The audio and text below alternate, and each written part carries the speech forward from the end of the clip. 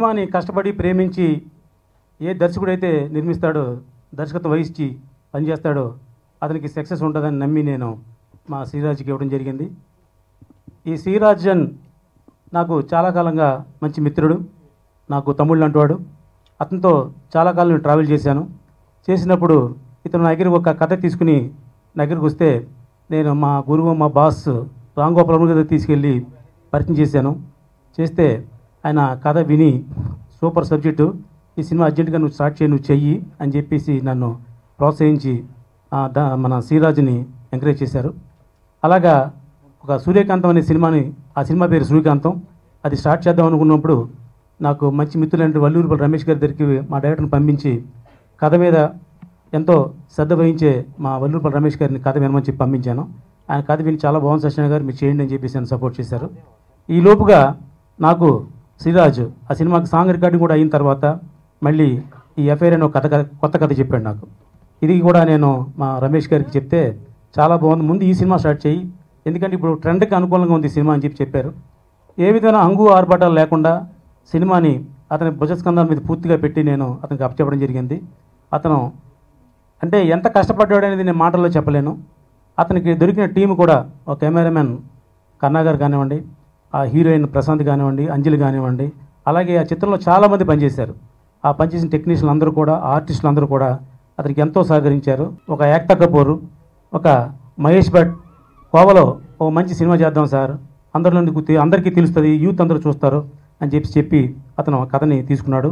ట్యాగిస్లో నేను ఒక సినిమా పార్ట్నర్గా నన్ను దగ్గరుండి బొమ్మరిల్లో ఫాదర్ లాగా చేయబట్టుకొని రామ్ సత్యనారాయణ గారు ఎక్కడ ఖర్చు పెట్టాలి, ఎక్కడ ఖర్చు పెట్టకూడదు, ఎక్కడ ఖర్చు పెడితే నేను బాధ్యత వహిస్తాను, ఎక్కడ ఖర్చు పెట్టకపోతే మొత్తం నీదే బాధ్యత అని ఆయన నడిపించారు. కాబట్టి ఆ అనుబంధంతో చెప్తున్నాను. ఫస్ట్ ఈ సినిమా హీరో శ్రీరాజ్, నేను శ్రీరాజ్ అని పిలుస్తాను, నాకు అలాగే వచ్చు. ఎందుకంటే రామ్ సత్యనారాయణ గారు ఈ సినిమా ప్రొడ్యూస్ చేయకపోయినా, అలాగే రమేష్ గారు ప్రొడ్యూస్ చేయకపోయినా, ఖచ్చితంగా అతను ఉన్న టాలెంట్కి ఈ కథ ఎవరికైనా చెప్పి అతను ఒప్పించుకోగలడు. ట్రైలర్ చూసాం, డైరెక్టర్ గారు, కెమెరామ్యాన్ గారు, మ్యూజిక్ డైరెక్టర్, అంతకు మించి ఆర్టిస్టులు వీళ్ళందరూ ఎఫ్ఐఆర్లో ఫైర్ పుట్టించారు. థ్యాంక్ యూ డైరెక్టర్ గారు, సూపర్గా ఉంది. అలాగే ప్రశాంతి, గీత ఇద్దరు ఆ క్యారెక్టర్లు చేయాలంటే నిజంగా చాలామంది సాహసించరు, అర్థమవుతుంది కదా ట్రైలర్ చూస్తే. ఇద్దరు అంత గొప్పగా చాలా బాగా చేశారు. ఇక ప్రశాంత్ చాలా బాగున్నావు, చాలా బాగా చేసావు, అద్భుతంగా చేసావు, బ్రహ్మాండంగా ఉంది. కెమెరామ్యాన్ గారు కూడా అద్భుతంగా సూపర్గా ఉందన్నమాట. సో ఇంత మంచి టీము సెలెక్ట్ చేసుకొని సినిమాకి ఇలాగా కొత్త వాళ్ళకి మంచి ఛాన్స్ ఇస్తూ మంచి సినిమాలు తీస్తున్నందుకు సత్యనారాయణ గారికి ముఖ్యంగా థ్యాంక్స్ చెబుతున్నా. ఒక 16 ఏళ్ళ నుంచి నేను పడుతున్న కష్టానికి మా వాడు పైకి వస్తాడులే, మా వాడు ఏదో సాధిస్తాడులే అని వెయిట్ చేస్తున్నా మా తల్లిదండ్రులకి, అలాగే నా వైఫ్కి, ముఖ్యంగా వాళ్ళకి నా ధన్యవాదాలు తెలియజేసుకుంటున్నాను. రామ సత్యనారాయణ గారు సార్ అంటే నాకు ఎంత ప్రేమ అంటే, పదురు అనే సినిమాని ఫస్ట్ టైం ఒక 4 ఏళ్ల క్రితం అనుకుంటా సార్తో, అంటే ఒక ఫ్రెండ్ ద్వారా ఆయన పరిచయం అయినప్పుడు వెళ్తే, నేను ఏం చేస్తానో తెలీదు, ఆయన చిన్న బడ్జెట్ ఇచ్చి చేసుకురా, ఏం చేస్తావు చేయన్నారు. అది కూడా నేను ఒక చిన్న ట్రైలర్ తయారు చేసుకెళ్ళినప్పుడు, నేను తయారు చేసిన తర్వాత సినిమాని చూసి అప్పుడున్న పరిస్థితిని బట్టి, నా పేరు పడితే నీకు ఏమైనా ప్రాబ్లం అవుతుందేమోనయ్యా, ఎందుకులే నా పేరు, వేరే పేరు వేసుకుని రిలీజ్ చేద్దాం అన్నారు. వద్దు సార్ అన్న, మీ పేరు మీదే రిలీజ్ చేయండి సార్ ప్లీజ్ అన్న. ఆయన ప్రేమ అంటే టెక్నీషియన్ కష్టపడ్డాడు, వీడికి ఏదైనా భవిష్యత్తు ఉంటుందేమో.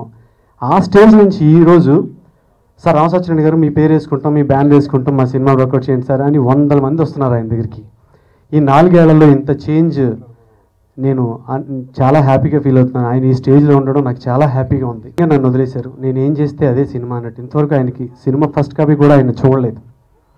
నన్ను నమ్మి ఇచ్చినందుకు ఎటువంటి బ్యాడ్ జరగకుండా ఆ సినిమా డెఫినెట్గా అందరూ చూసి, ట్రైలర్ చూసి మీరు ఎంత హ్యాపీగా ఫీల్ అయ్యారు, సినిమా చూసి కూడా అదే రేంజ్లో హ్యాపీ ఫీల్ అయ్యేలాగా నేను కష్టపడ్డాను. ఈ 2 తర్వాత ఒక సినిమాని నేను చేయడానికి నాకు కావాల్సిన క్రూ ఎవరున్నారో నాకు సపోర్ట్ చేసే వాళ్ళు ఎవరున్నారో వెయిట్ చేసినప్పుడు ఈ స్టోరీ అనుకున్నప్పుడు డిఫరెంట్గా ఒక స్టోరీతో ముందుకెళ్తే తప్ప ఇప్పుడున్న స్థితిలో మనల్ని గుర్తింపు రాదు అని నేను ట్రై చేస్తున్న టైంలో ఇద్దరు అమ్మాయిలు, ఒక హీరో ఒక హీరోయిన్ ఒక విలన్ కామన్గా మనం చేస్తున్న సినిమాలు చూస్తున్న సినిమాలు. ఇది కూడా అదే, ఒక హీరోయిన్ ఒక హీరో ఒక విలన్. బట్ ఆ హీరో అనే క్యారెక్టర్ని లేడీని పెడితే ఎలా ఉంటుందని ఒక చిన్న థాట్ వచ్చినప్పుడు ఇద్దరు అమ్మాయిలు ఇప్పుడు సార్ చెప్పినట్టు సొసైటీలో కొంచెం ఇప్పుడున్న సినిమాల్లో కొంచెం తేడాగా చేయాలంటే కూడా డిస్టర్బ్ అవుతున్నారు తెలుగు అమ్మాయిలు. అలాంటిది ఇలాంటి ఒక లెస్బియన్ స్టోరీ లాంటి ఒక స్టోరీని చేయడానికి ఎవరు ముందుకు వస్తారు? ఎవ్వరు రారు. కానీ నేను స్టోరీ చెప్పిన వెంటనే ఇమ్మీడియట్గా నేను చేస్తాను శ్రీరాజ్ అని నాకు సపోర్ట్ ఇచ్చి ఫస్ట్ టైం నన్ను ముందుకు నడిపించిన ప్రశాంతికి, నెక్స్ట్ ఇమీడియట్గా గీతాంజలికి, వీళ్ళిద్దరికీ నేను మనస్ఫూర్తిగా థ్యాంక్స్ చెప్తున్నాను. అందరూ ట్రైలర్ చూడగానే ఇన్ని విషయాలు అందిస్తున్నారు, చాలా సంతోషంగా ఉంది. ఎందుకంటే ఎఫ్ఐఆర్ స్టార్టింగ్ శ్రీరాజన్ నాకు స్టోరీ చెప్పినప్పుడు, ప్రశాంతి నేను ఒక స్టోరీతో అనుకుంటున్నాను ఈసారి, మరి వినాలి నువ్వు అంటే అలాగే శ్రీరాజ్, ఎందుకంటే శ్రీరాజ్ పైన నాకు కాన్ఫిడెన్స్ ఉంది. ఎందుకంటే చాలా పిచ్చి సినిమాలు తీయడం అన్నా చేయడం అన్నా అసలు ఇంకా వేరే ప్రపంచం ఉండదు. ఫస్ట్ ఫ్యామిలీ తనకి సినిమానే, దాని తర్వాత వాళ్ళ వైఫ్ ఏమన్నా అనుకున్నా పర్లేదు కానీ సెకండ్ ఫ్యామిలీ అది. సో అంత ఇష్టం సినిమాలు చేయాలి అంటే. సో అతని ప్యాషన్ నాకు తెలుసు బాగా. ఓకే శ్రీరాజ్ ఏమనుకుంటున్నావు ఈసారి అని అన్నాను. ఈసారి కొంచెం డిఫరెంట్గా ట్రై చేద్దాం అనుకుంటున్నాను అంటే, నన్ను ఏదో గ్లామరస్గా ఈసారి ఇంకా చూపిస్తాడేమో అనుకున్నాను నేను. సరే ఏంటి అన్నాను. ఏం లేదు, ఒక love story, cute love story అన్నాడు. ఓ అవునా, సూపర్, నాకు లవ్ స్టోరీ చేయాలంటే చాలా ఇష్టం అన్నాడు.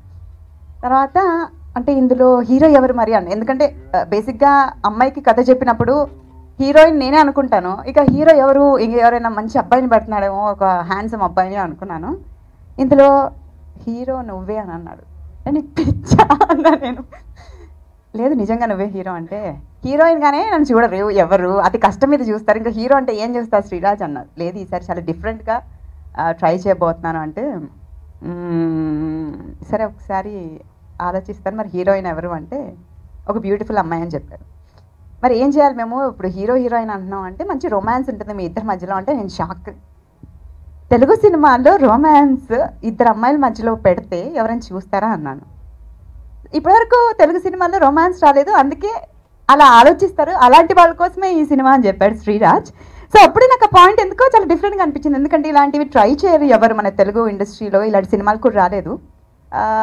సో ఒక డిఫరెంట్ కాన్సెప్ట్, ఎప్పుడు కూడా ఇలాంటి నేను వినలేదు, నాకే థ్రిల్లింగ్గా అనిపించింది విన్నప్పుడు ఈ చిన్న లైన్. సో ఇంకా థ్రిల్ అవుతారు ఆడియన్స్ కూడా అనేసి, ఎస్ శ్రీరాజ్ నీ మీద నాకు కాన్ఫిడెన్స్ ఉంది చేద్దాం అన్నాను. తర్వాత నాకు లుక్ చెప్పాడు ఇలా ఉంటుందని. అసలు నేను ఈ మూవీ చేసినట్టు నాకు అనిపించట్లేదు, అలా అయిపోయింది ఈ మూవీ షూటింగ్ అంతా కూడా. అసలు షూట్ వెళ్ళి చేసినట్టు అనిపించలేదు, ఒక ఫ్రెండ్స్తో పిక్నిక్ వెళ్ళినట్టు ఉంది. అక్కడికి వెళ్ళి ఆ క్లైమేట్ కానీ ఆ షూటింగ్ కానీ,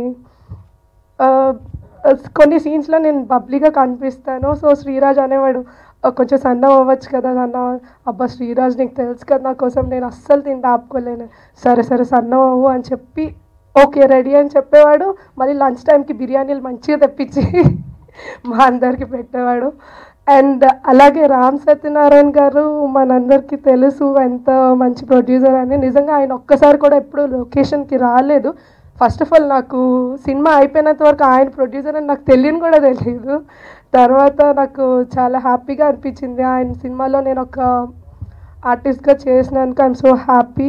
అండ్ అసలు ఈ సినిమా నాకు రావడానికి కారణం Prashanti. I'm so thankful to you, ఎందుకంటే నీ వల్ల నాకు ఒక మంచి టీమ్ అండ్ మంచి మూవీ వచ్చింది.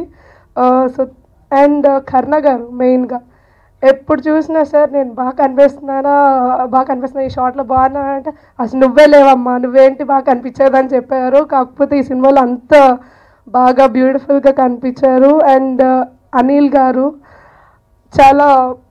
చాలా వర్క్ చేశారు ఆయన, అసిస్టెంట్ డైరెక్ట్గా, కో డైరెక్టర్, ఇంకా మొత్తం సినిమాకి ఆయన చాలా కష్టపడ్డారు.